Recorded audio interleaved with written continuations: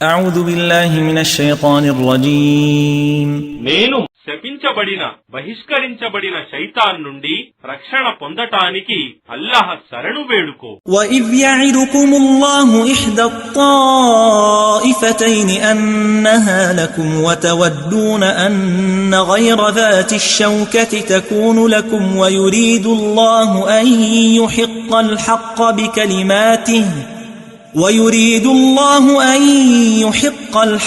بكلماته ويقطع دابر الكافرين. మరియు జ్ఞాపకం చేసుకోండి, ఆ రెండు పక్షాలలో ఒక పక్షం మీ చేతికి తప్పక చిక్కుతుందని అల్లాహ్ మీతో వాగ్దానం చేసినప్పుడు ఆయుధాలు లేని పక్షం మీకు దొరకాలని మీరు కోరుతూ ఉన్నారు.